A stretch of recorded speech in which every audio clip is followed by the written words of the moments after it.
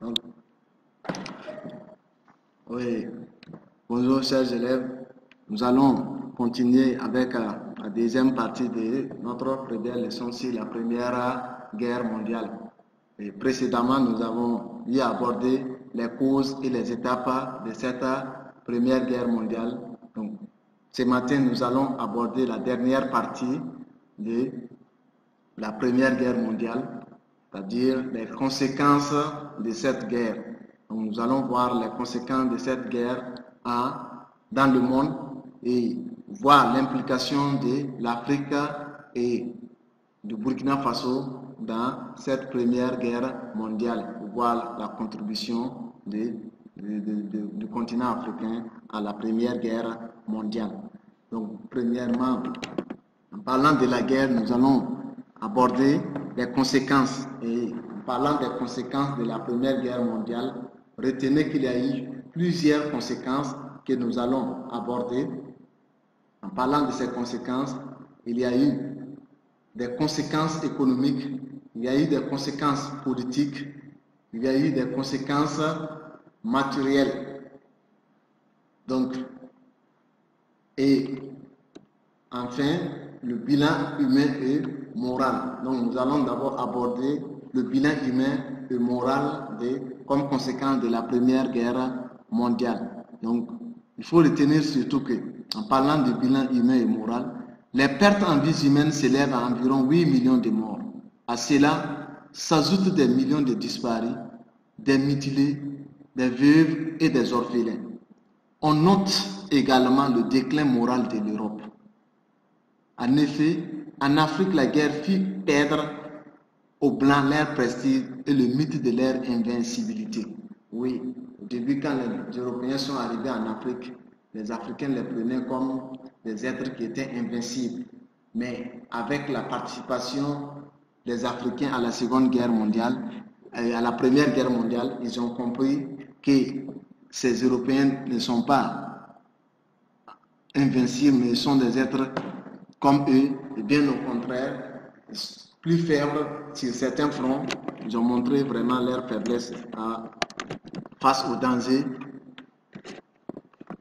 rencontrés sur le champ de bataille. Donc, voilà ce que nous pouvons dire du bilan humain et moral.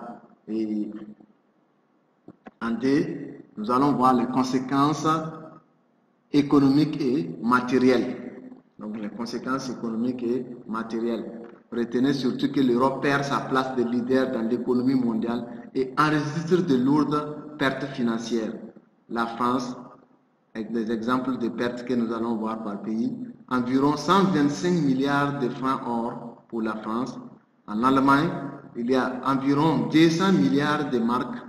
En Angleterre, environ 260 milliards de livres sterling.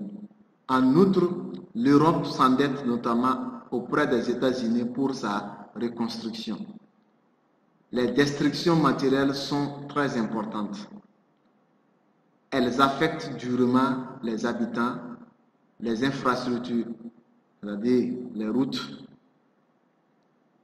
les ponts, les usines. Donc, à cela s'ajoutent des sols pollués par des milliers de cadavres humains.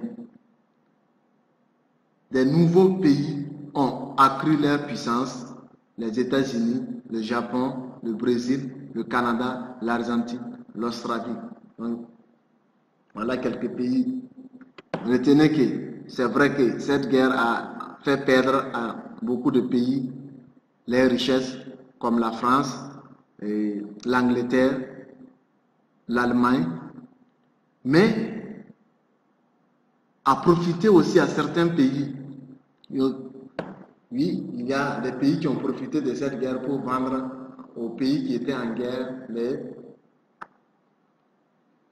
produits. Et ça les a permis d'atteindre un certain niveau de développement. Et en parlant de ces pays, nous avons les États-Unis, le Japon, le Brésil, le Canada, l'Argentine et l'Australie. Donc voilà quelques exemples de pays qui ont profité aussi de la guerre pour s'enrichir. Donc, en plus des conséquences économiques et matérielles, nous allons voir les conséquences en petit 3 les conséquences politiques. Donc, en parlant des conséquences politiques, en petit temps, nous allons voir d'abord la signature du traité de Versailles. Oui, nous allons voir la signature du traité de Versailles. Quelles sont les décisions qui ont été prises lors de cette conférence. Donc, la signature du traité de Versailles par l'Allemagne le 28 juin 1919 modifia la carte politique de l'Europe. Donc, d'abord, cette signature va entraîner des décisions et une modification même de la carte politique de l'Europe. Donc, l'Empire austro-hongrois, en parenthèse, Autriche-Hongrie, éclate pour donner naissance à deux États séparés, l'Autriche et la Hongrie. Donc, à partir du traité de Versailles, l'Autriche-Hongrie n'existera plus en tant qu'empire, mais ce sera deux États séparés, l'Autriche et la Hongrie. Donc, l'empire, en plus de ça, l'Empire ottoman devient la Turquie. L'Empire ottoman va prendre le nom maintenant de la Turquie à partir de cette guerre. De nouveaux États sont créés, comme la Tchécoslovaquie et la Yougoslavie. Donc voilà les deux États qui sont nés après la Première Guerre mondiale. L'Estonie, la Lettonie, la Lituanie, donc les trois pays baltes et la Finlande deviennent indépendantes. Donc les pays baltes et la Finlande deviennent indépendantes à partir de la Première Guerre, après la Première Guerre mondiale. Donc l'Allemagne perd ses territoires de l'Alsace et la Lorraine au profit de la France. Donc les territoires que l'Allemagne avait occupés, retirés à la France, va être restitué à la France après la Première Guerre mondiale. Quand l'Allemagne va perdre, on va retirer les territoires pour remettre à la France, qui faisait partie des pays qui victorieux. Donc, en plus de ça, l'Allemagne perd également environ 10% de son territoire et ses colonies africaines. Donc, on va retirer une autre décision qui a été prise après la guerre, au traité de Versailles précisément. On va retirer 10% du territoire de l'Allemagne et toutes les colonies allemandes en Afrique. Donc, le Togo ou le Togoland, le Cameroun, le Rwanda, le Burundi, la Namibie et la Tanzanie actuelle. L'Allemagne est en outre condamnée à de lourdes réparations et elle est rendue seule responsable de la guerre. Donc, comme elle était la première qui était au devant des choses dans l'autre bloc, elle est tenue comme la seule responsable à la guerre et c'est elle qui devrait réparer les dégâts de cette guerre. Donc, chose aussi qui sera à l'origine des problèmes plus tard que nous allons voir un peu devant. Donc, en plus de ces traités, il y aura comme autre acte politique, conséquence politique, la création de la Société des Nations.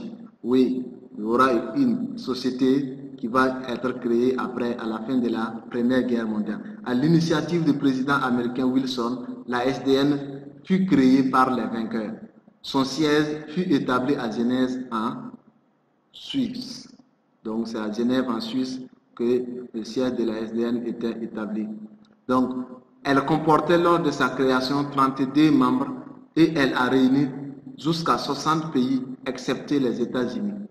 Donc elle avait réuni 60 pays excepté les États-Unis. Donc en plus de ça, il y a la mission de la SDN était de garantir la paix dans le monde et devrait arbitrer les conflits entre les pays et éviter que ne survienne un second conflit mondial. La SDN était également chargée de veiller sur certains territoires coloniaux confiés aux vainqueurs, notamment les anciennes colonies allemandes. Voilà la décision qui a été prise et les objectifs même de la SDN étaient de garantir la paix dans le monde, d'arbitrer les conflits entre pays et éviter que ne survienne un second conflit mondial. Donc voilà les différents objectifs qu'on avait assignés à la SDN. Donc il y avait une chose bizarre que les gens ont remarqué à la création de la SDN.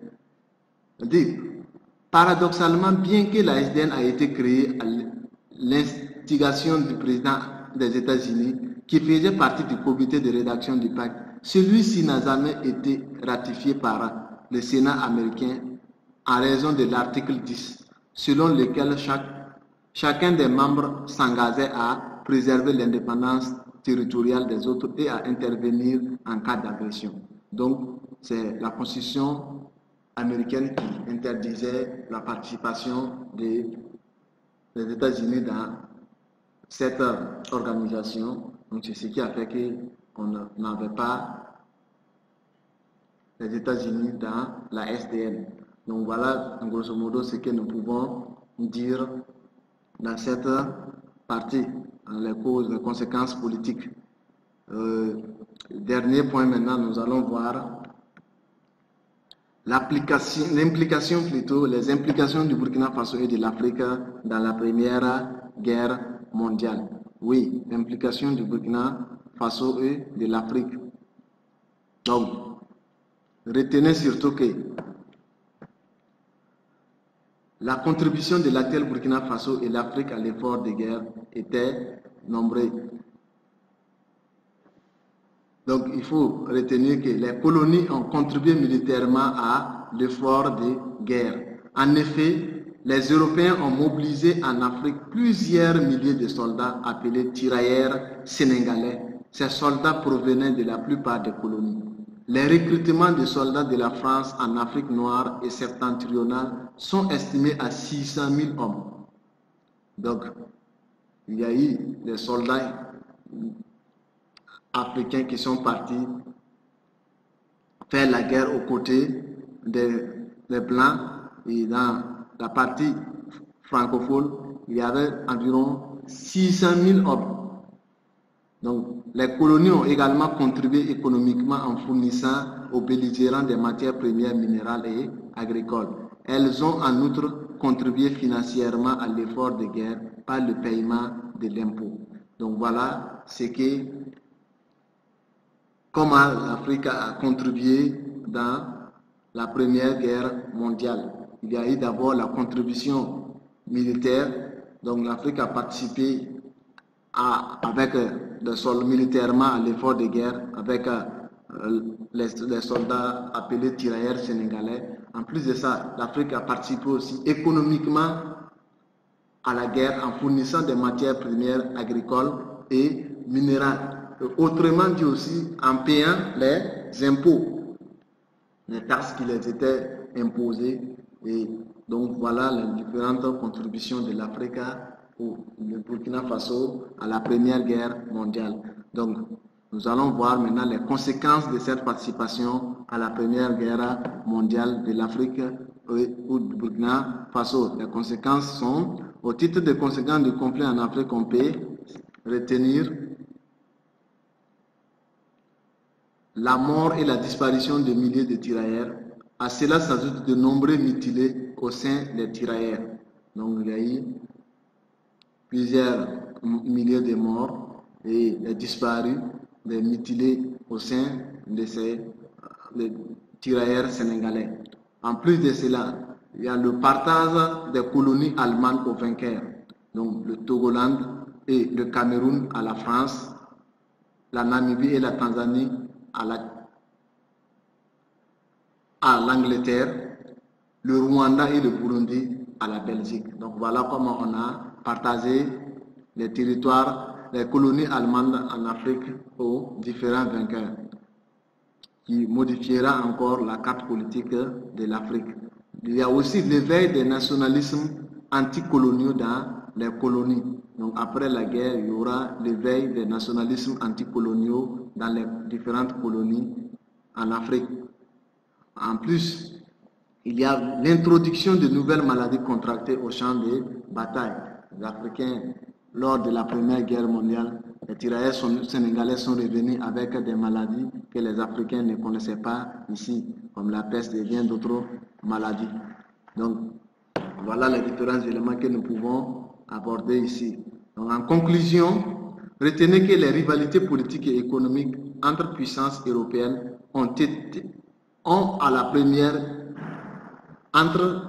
les rivalités politiques et économiques entre puissances européennes à la Première Guerre mondiale.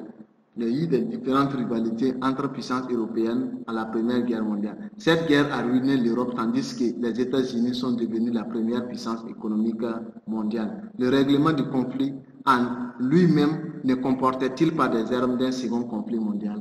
Donc, pour dire ici que certains pays ont profité de la guerre pour s'enrichir, comme les États-Unis d'Amérique, pour prendre la première place dans l'économie mondiale. Mais une autre chose qu'il faut remarquer, la résolution même de la Première Guerre mondiale était en elle-même une cause pour un second conflit mondial que nous verrons plus tard. Donc, merci pour votre attention et à la prochaine.